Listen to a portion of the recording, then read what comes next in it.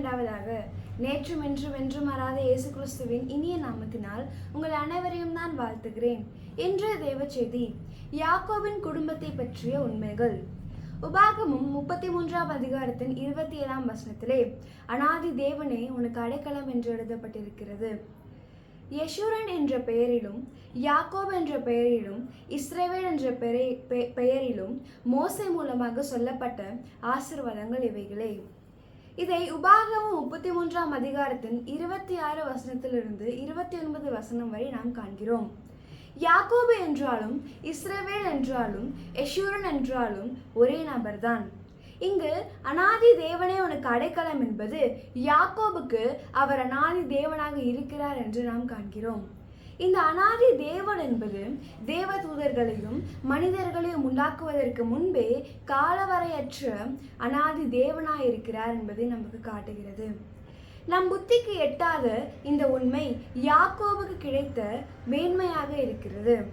இந்த யாக்கோபை அவர் அனாதியாய் சிநேகிக்கிறார் என்று எரேமியா 31ஆம் அதிகாரத்தின் 3ஆம் வசனத்தில் எழுதப்பட்டிருக்கிறது. அனாதி சிநேகத்தால் உன்னை சிநேகித்தேன். யாக்கோபுக்கு அவர் அனாதி தேவனாய் இருப்பது மட்டுமல்ல, அவர் யாக்கோபை அனாதியாய் சிநேகிக்கிறார். மீகா 5ஆம் அதிகாரத்தின் 2ஆம் வசனத்திலே அவருடைய புறப்படுதல் அனாதி நாட்களாகிய பூர்வத்தினுடையது என்று எழுதப்பட்டிருக்கிறது. இந்த திருவசனத்திலே யாக்கோபின் குடும்பத்தை அவர் அரசாட்சி செய்யும்படியாக அவருடைய புறப்படுதல் அனாதி நாட்களாகிய பூர்வத்தினுடையது என்பதை நாம் இங்கே விளங்கிக் கொள்கிறோம். லூக்கா 1ஆம் அதிகாரத்தின் 32ஆம் வசனத்தின்படி அவர் யாக்கோபின் குடும்பத்தை என்றென்றைக்கும் அரசாட்சி செய்வார். யாக்கோபுக்கு அவர் அனாதி தேவனாக இருப்பது மட்டுமல்ல, யாக்கோபை அவர் அனாதியை சிநேகிப்பது மட்டுமல்ல, அவர் யாக்கோபின் குடும்பத்தை அரசாட்சி செய்யும்படியாகவும் இருக்கிறார். அப்போஸ்தலர் 7ஆம் அதிகாரத்தின் 2ஆம் வசனத்திலே மகிமையின் தேவனாகவும், ஆதியாகமும் 17ஆம் அதிகாரத்தின் 1ஆம் வசனத்திலே சர்வ வல்லமையுள்ள தேவனாகவும், ஆதியாகமும் 21ஆம் அதிகாரத்தின் 33ஆம் வசனத்திலே சதாகாலமுள்ள தேவனாகவும் ஆபிரகாமுக்கு தேவன் தம்மை வெளிப்படுத்துகிறார். ஆதியாகமும் 31ஆம் அதிகாரத்தின் 42ஆம் வசனத்திலே ஈசாக்கின் பயபக்திக்குரிய தேவன் என்றும் எழுதப்பட்டிருக்கிறது. ஒரே தேவன் ஆபிரகாமுக்கு மகிமையின் தேவனாகவும் சர்வ வல்லமையுள்ள தேவனாகவும் சதாகாலமுள்ள தேவனாகவும் தம்மை வெளிப்படுத்துகிறார். அதுபோலவே தேவன் ஈசாக்கின் பயபக்திக்குரிய தேவன் என்றும் தன்னை வெளிப்படுத்துகிறார். அதுபோலவேதான் யாக்கோபுக்கு அனாதி தேவனாகவும் இருக்கிறார். இங்கு தேவன் தம்மை பிரத்யேகமாக அனாதி தேவனே உனக்கு அடைக்கலம் என்று மோசே மூலமாக சொல்லுகிறார். இது யாக்கோபு என்ற மனிதரை குறித்த பிரத்யேகமான திட்டத்தையும் நோக்கத்தையும் காட்டுகிறது. இந்த உண்மையை யாக்கோபின் பிறப்பிலே நாம் காணலாம். யாக்கோபுடைய பிறப்பை குறித்து ஆதியாகமும் 25ஆம் அதிகாரத்தின் 22ஆம் வசனத்திலிருந்து தொடர்ச்சியான வசனங்களிலே நாம் காணலாம். ரெபெக்காளின் வயிற்றுக்குள்ளே 2 பிள்ளைகள் மோதிக்கொண்டிருக்கிறதை நாம் காண்கிறோம். அவர்கள் இருவரும் ட்வின்ஸ் என்று நாம் அறிந்திருக்கிறோம். இதை விசாரிக்கும்படியாக தேவனிடத்திற்கு அவர் சென்றால் இதையும் நாம் அறிந்திருக்கிறோம். இது ரெபெக்காளின் உயர்நிலையை காட்டுகிறது. அது மட்டுமல்லாமல் ரெபெக்காளுடைய உயர் படிப்பையும் காட்டுகிறது. அவள் தன் புருஷனிடத்தில் அதை விசாரிக்கவில்லை, தாயினிடத்திலும் விசாரிக்கவில்லை, நெருக்கமானவர்களிடத்திலும் விசாரிக்கவில்லை, வைத்திடத்திற்கும் அவள் போய் பரிசளிப்பதும் இல்லை. இவைகள் அனைத்தையும் அவள் கையாளாமல் நேரடியாக தேவனிடத்திற்கே சென்று விசாரித்தாள். இன்றைய கிறிஸ்தவம் தங்கள் பிரச்சனைகளையும் போராட்டங்களையும் விசாரிக்க வேண்டிய இடத்தில் விசாரிக்காமல் விசாரிக்க வேண்டாத இடத்தில் விசாரிக்கிறார்கள். அவர்கள் பிரச்சனைகள் விபரீதமாக முடிவடைகிறது. எனவே தாய் ரெபெக்காள் நமக்கு ஒரு எடுத்துக்காட்டாக நல்ல மாதிரியாக இருக்கிறாள். இஸ்ரவேலிலே தேவன் இல்லை என்றால் நீங்கள் எக்ரோனின் தேவனாகிய பாகால் சேபுவிடத்தில் விசாரிக்க போகிறீர்கள். இது நிமித்தம் நீ ஏறின கட்டிலிருந்து இறங்காமல் சாகவே சாவா என்று கர்த்தர் சொல்கிறார் என்று 2 ராஜாக்கள் 1ஆம் அதிகாரத்தின் 3-4 வசனங்களிலே எழுதப்பட்டிருக்கிறது. இது அகசியா என்ற இஸ்ரவேலின் ராஜாவின் மேல் கொண்டு வரப்பட்ட ஒரு தீர்ப்பாக இருக்கிறது. இந்த அதிகாரத்தை நீங்கள் முழுவதும் வாசித்தால் அதிர்ச்சியான சம்பவங்களை காண முடியும். எனவே நாம் நம் வாழ்க்கையின் அனைத்து பிரச்சனைகளையும் தேவனிடத்தில் போய் விசாரிக்க வேண்டும், அதை சரிப்படுத்திக் கொள்ள வேண்டும். அதாவது தேவனுடைய ஸ்தானத்தில் இருக்கும் ஊழியர்களிடத்தில் போய் நம்முடைய பிரச்சனைகளை விசாரித்து அதை சரிப்படுத்திக் கொள்ள வேண்டும். ரெபேக்காள் தேவனிடத்தில் விசாரிக்க செல்லும் போது தேவன் ரெபேக்காளுக்கு அந்த பிள்ளைகளை பற்றிய உண்மைகளையும் அவர்களை பற்றிய ரகசியங்களையும் வெளிப்படுத்துகிறார். மூத்தவன் இளையவனுக்கு ஊழியம் செய்வான் என்று அவருடனே சொல்லப்பட்டது. இது இளையவனுக்கு முக்கியத்துவம் கொடுக்கப்பட்டதாக நாம் இங்கு காண்கிறோம். இந்த உறுதியான உண்மையை ரெபேக்காள் தன் மனதிலே வைத்து யாக்கோபை தன்னோடு வைத்துக் கொள்கிறார். யாக்கோபு குணசாலி, கூடாரவாசி என்பது அவனுடைய பிறப்பிலே வெளிப்படுகிற தன்மையாக இருக்கிறது. குணம் என்பது முத்துக்களை பார்க்கலும் மேலானது என்று நீதிமொழிகள் 37ஆம் அதிகாரத்தின் 10ஆம் வசனத்திலே எழுதப்பட்டிருக்கிறது. இந்த குணம் மனம் என்ற வாசனை யாக்கோபிலே வெளிப்படுகிறதை நாம் காண்கிறோம். ஆதியாகமும் 34ஆம் அதிகாரத்தை என் வாசனை கெடுத்தது என்ன என்று தன் பிள்ளைகளை யாக்கோபு கண்டிக்கிறார். ஆதியாகமம் 49ஆம் அதிகாரத்தின் 5, 6, 7 வசனங்களிலே கோபத்தையும் மூர்க்கத்தையும் யாக்கோபு சபிக்கிறார். கோபம், மூர்க்கம் என்பது சாத்தானுக்குரியது. சூரியன் அஸ்தமிக்கிறதுக்கு முன்பாகவே நாம் அதை சரிப்படுத்திக் கொள்ள வேண்டும். பிசாசுக்கு இடம் கொடாதிருங்கள் என்று எபேசியர் 4ஆம் அதிகாரத்தின் 22 முதல் 27 வசனங்களில் எழுதப்பட்டிருக்கிறது. 1 சாமுவேல் 18ஆம் அதிகாரத்தின் 6ஆம் வசனத்திலிருந்து தொடர்ச்சியான வசனங்களிலே சவுல் இந்த பிரச்சனையிலே சிக்கிக் கொண்டார். மறுநாளிலே தேவனால் விடப்பட்ட பொல்லாத ஆவி சவுலை ஆட்கொண்டது. முடிவு பரிதாபமே. எனவே யாக்கோபின் குணசீலத்தை நாம் தரித்து கொள்ள வேண்டும், அதை நாம் முக்கியத்துவப்படுத்த வேண்டும். நீதி, நியாயம், உண்மை, நேர்மை இவைகளை மனிதர்கள் கடைபிடிக்கிறார்கள். மனசாட்சியின்படி வாழக்கூடியவர்களையும் நாம் காணலாம், சன்மார்க்கங்களையும் நாம் காணலாம். ஆனால் குணசீலர்களை காண்பது என்பது அரிது. தேவனுடைய திட்டத்தை, நோக்கத்தை நிறைவேற்றுவதற்கு இந்த குணசீலம் ஒரு மேன்மையான அஸ்திபாரமாக இருக்கிறது. யாக்கோபு என்ற மனிதனின் வாழ்க்கையில் இந்த அஸ்திபாரம் மிகவும் திறனாக இருந்தது. முதல் ஆகம புஸ்தகத்திலே பாதி அதிகாரங்களை அவர் தன் வாழ்க்கையின் வரலாறாக எடுத்துக்கொண்டார். அதாவது ஆதியாகமம் 25ஆம் அதிகாரத்தின் 27ஆம் வசனத்திலிருந்து 50ஆம் அதிகாரம் முடிய யாக்கோபின் வரலாறாக இருக்கிறது. ஆபிரகாமின் வாழ்க்கை வரலாறு ஆதியாகமம் 12ஆம் அதிகாரத்திலிருந்து தொடங்கி ஆதியாகமம் 25ஆம் அதிகாரத்தின் முதல் 10 வசனத்தோடு முடிகிறது. எனவே இது 13 அதிகாரங்களை கொண்டது.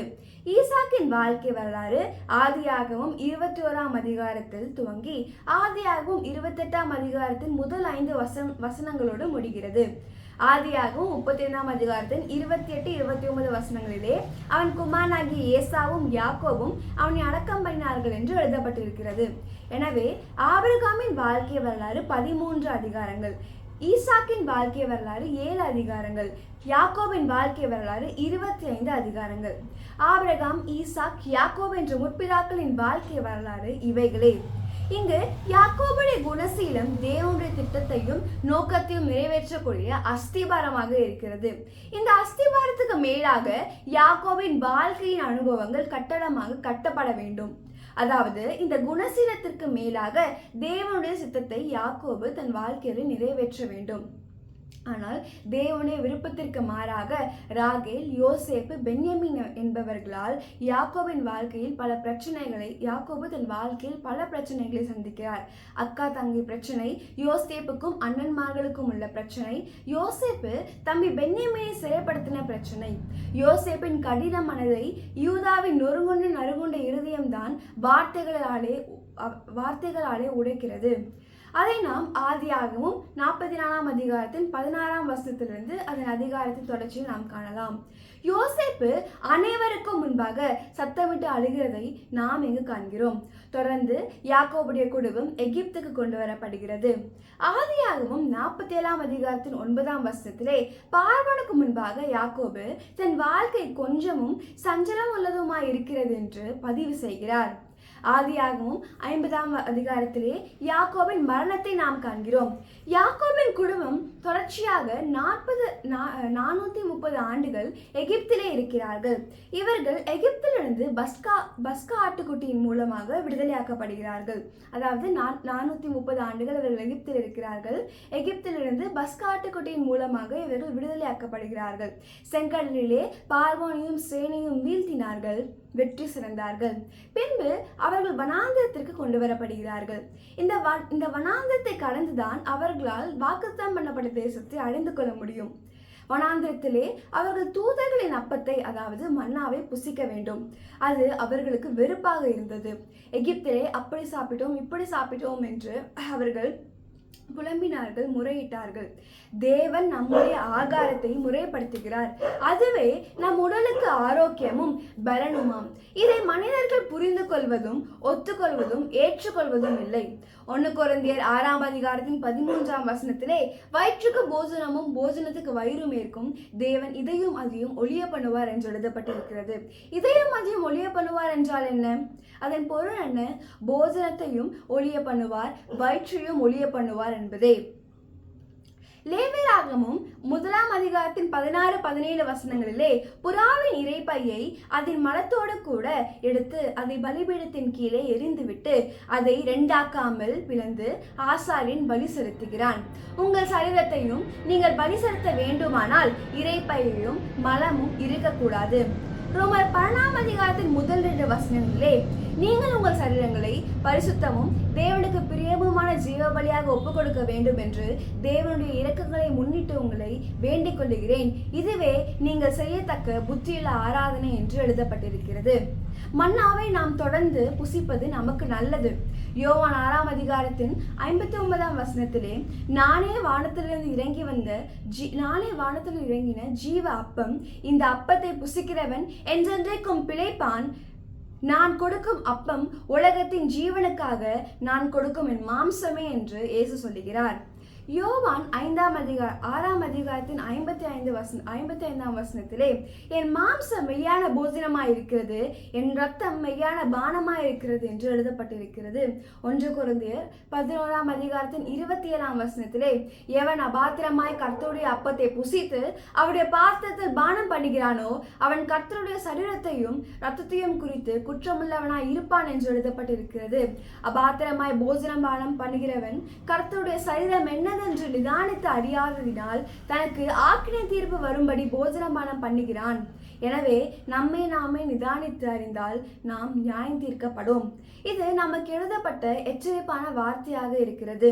மேற்கூறப்பட்ட தங்களை நிதானித்து அறியாத நிலைதான் யாக்கோபின் குடும்பத்துக்கு இருந்தபடியால் அவர்கள் வனாந்தரத்தில் அழிக்கப்பட்டு போனார்கள் என்று யோசுவா 5ஆம் அதிகாரத்தின் 6ஆம் வசனத்திலே நாம் காண்கிறோம். இந்த நிழலின் உண்மையே மத்தேயு 8ஆம் அதிகாரத்தின் 12ஆம் வசனத்திலே ராஜ்யத்தின் புத்திரர் யாக்கோபின் சந்ததியார் புறம்பான இருளிலே தள்ளப்பட்டார்கள். ரோமர் 11ஆம் அதிகாரத்தின் 26ஆம் வசனத்திலே மீட்கிறவர் யாக்கோபின் அவபக்தியை நீக்கி அவர்களுக்கு ரட்சிப்பை அருளுவார் என்று எழுதப்பட்டிருக்கிறது. இதுவே 1000 ஆண்டின் அரசாட்சி. யாக்கோபுக்கு அவர் அனாதி தேவனாகவும் யாக்கோபை அவர் அனாதி சிநேகத்தால் சிநேகித்து அவர் குடும்பத்தையே 1000 ஆண்டு அரசாட்சி செய்வது அவருடைய திட்டமும் நோக்கமுமாக இருக்கிறது. இது லூக்கா 1ஆம் அதிகாரத்தின் 32ஆம் வசனம் இதை உறுதிப்படுத்துகிறது. நீங்கள் கேட்டுக்கொண்டிருப்பது யாக்கோபு என்ற முற்பிதாவின் குடும்பத்தை பற்றிய உண்மைகள். கர்த்தர் உங்களை ஆசீர்வதிப்பாராக. தேவனுக்கு மகிமை உண்டாவதாக. ஆமென்.